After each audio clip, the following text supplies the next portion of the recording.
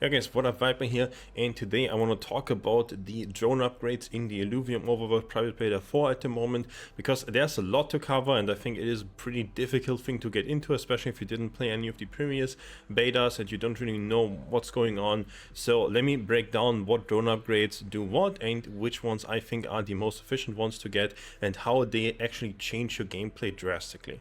Alright guys, so if you want to look at drone upgrades, the first thing to do, take the little teleporter here and we go to the forge, right? Now, I'm gonna assume that you guys maybe probably just played the tutorial or something like that, so we'll start super basic, right? We hit the I key on the keyboard, you get your main menu, right? And you have these slots here: acquisition, absolute, and diagnostics and planning. So absolute slot, you can put whatever you want into. Acquisition is things that just allow you to get more resources out of your overworld travels, and diagnostics and planning is like a quality of life kind of improvements. For example, more slots to your alluvial team. I think that is the MVP one right now, which, I mean, we can call it quality of life, but it's a pretty important one to have for just winning the higher difficulty fights. Now, interact with the forge, right? We go to drone. So let's just go through all the chips. Increase the range of detection by, 10 meters, 20, 30 meters. I personally don't really use this. Detection is if you check your minimap on the bottom left and you see this pulsing thing and all the icons right now that are there. On the bigger maps, you see plants and rocks and things like that. So if you personally use your minimap a lot for tracking and getting around, that is a useful thing in like a quality of life upgrade for you. And you can definitely have that. I don't really use that. The really important side thing on this though is, because range of detection is gonna go into the diagnostics and planning spot, and you guys can see there's the alluvial slot and below that a duplicate ore chance. Now, all those drone slots, they have a second effect that is randomly like rolled guard chart, or whatever term you want to use, once you forge them. And you can just forge a lot of them until you get the one stat that you really want. Now, forging tier 0 things costs you nothing, so you don't actually have to spend a lot of money on this. For example, right now I'm doing a lot of harvesting things, for example. Alluvial slots don't really help me when I'm harvesting anything, when I'm going for plants and rocks.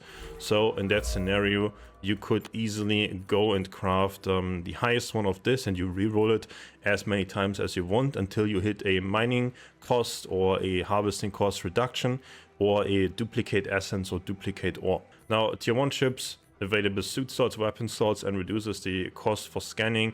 Reducing cost for scanning can be really good if you're hunting for alluvials and you're hunting for specific ones and you're just scanning. But, well, missing out on the team slots is gonna be tough, so I think most of these tier 1 things are kinda whatever. I don't think they have a lot of impact right now with the whole setup of this current beta.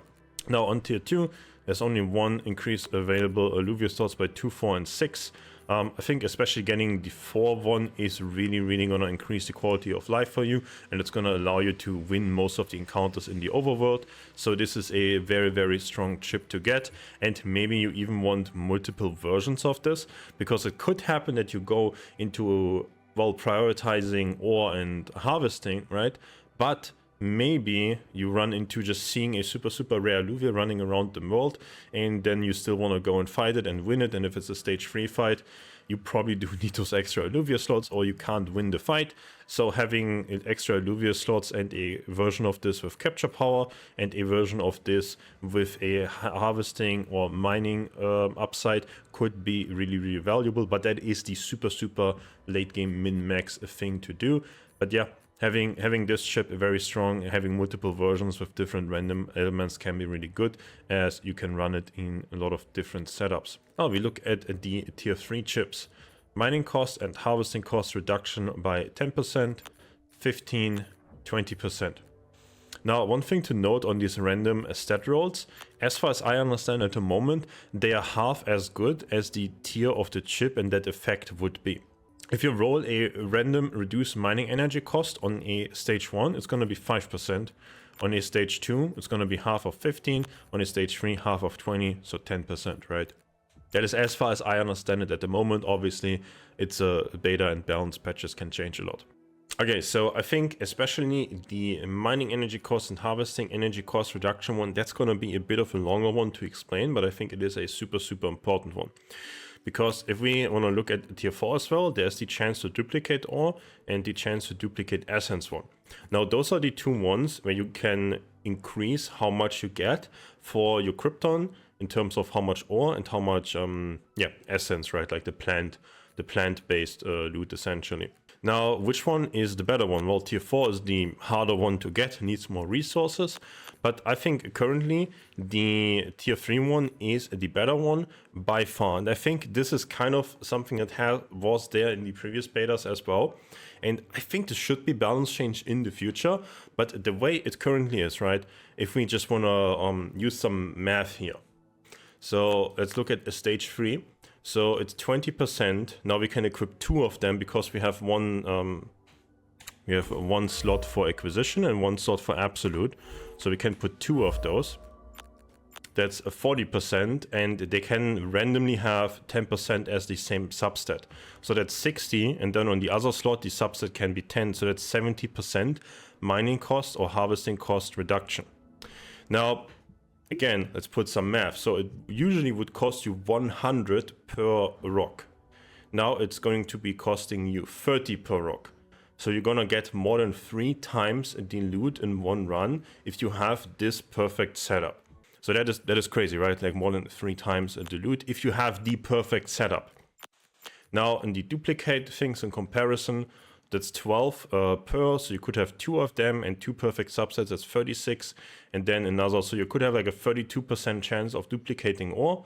Well, 42% of duplicating ore doesn't mean duplicating gemstones, doesn't mean duplicating shards.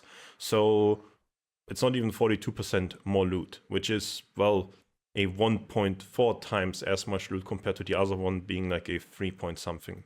So that is like far worse essentially.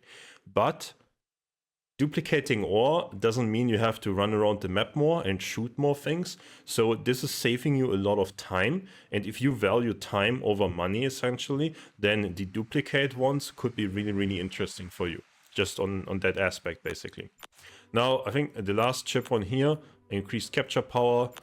This is essentially the best or only really useful chip to have for hunting alluvials, right? Now, really, really hard to get these, especially perfect random sub-stat rolls, right? Because you want capture power plus 35, and you want 2 of them with 2 perfect substats rolls. I'm really lucky. I got 1, and it gives me 10 extra capture power.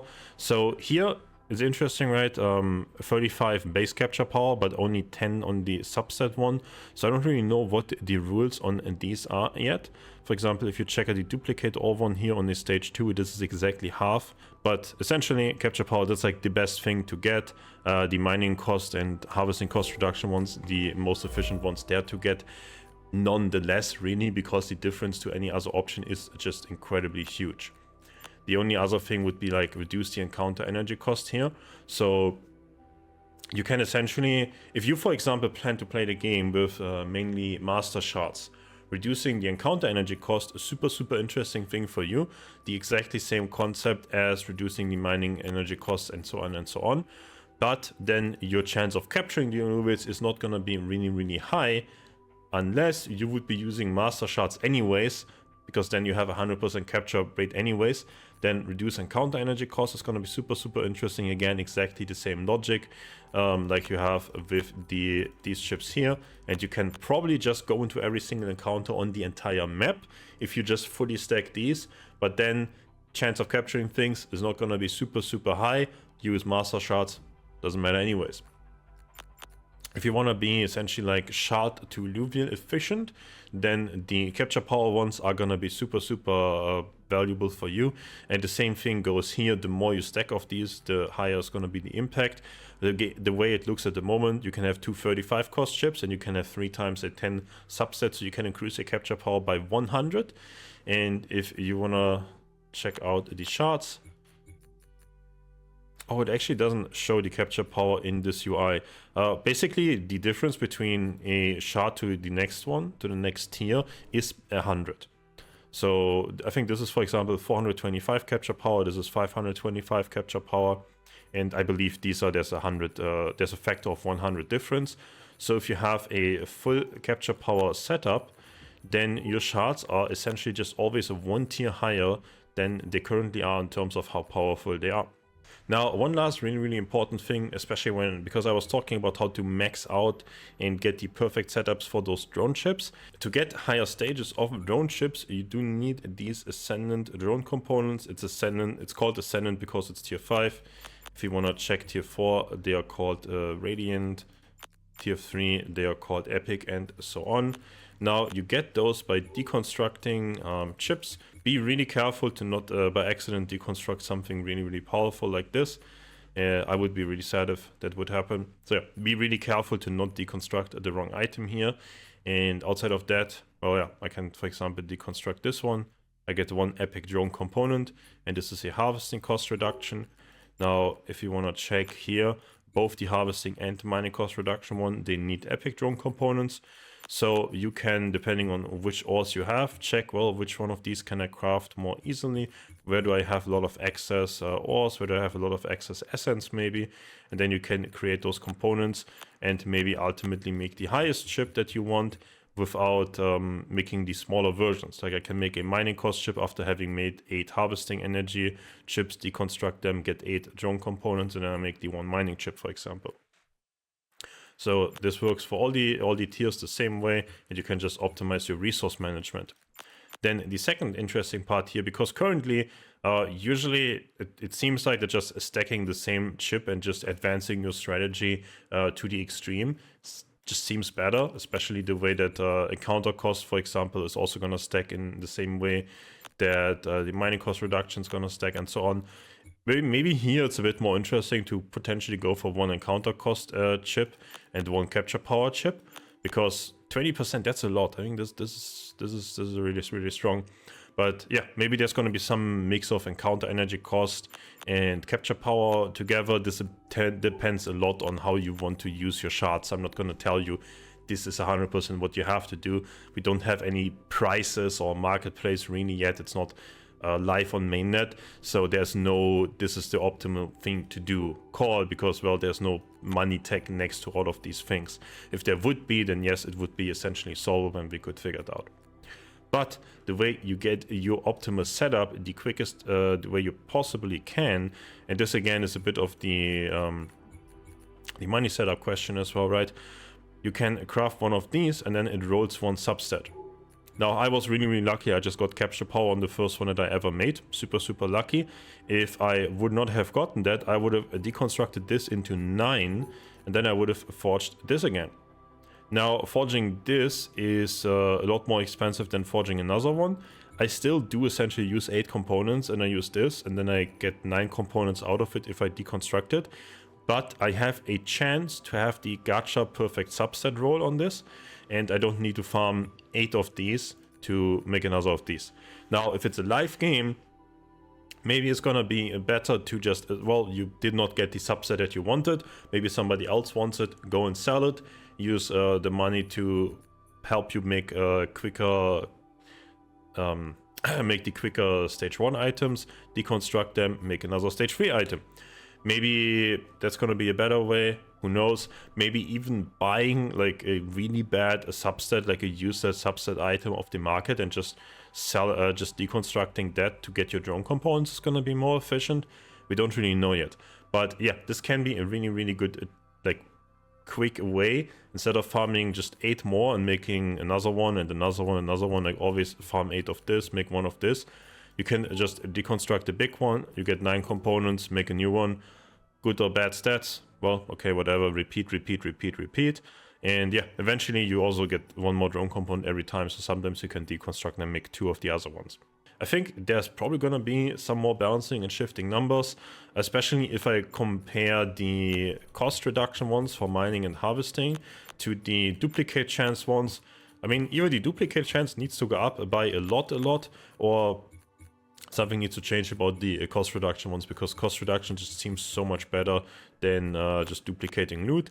Then again, we currently play on tested, we play with fake money, so the duplicate things saving you a lot of time would in theory be really efficient for just like the current way that you approach the game, if you're not min-maxing how much like Sepolia ETH you're spending, right? So if you guys enjoyed the video, I think I taught you everything that I currently know about these chips. And let me know especially on the question whether you prioritize encounter energy cost or you prioritize capture power right now. I think that's a really interesting one, where I don't really know what you guys are doing and how you're playing the game. Probably has a lot to do with which charts you're using. Are you going for the master charts? Are you going for just resplendent charts, trying to be super efficient, or like lower ones, right? Or yeah, how are you guys playing the game? How are you approaching this game? What have you done with the drone chip so far? Was the video helpful to you? Let me know all of that in the comments. Appreciate everybody watching, and see you guys in the next one.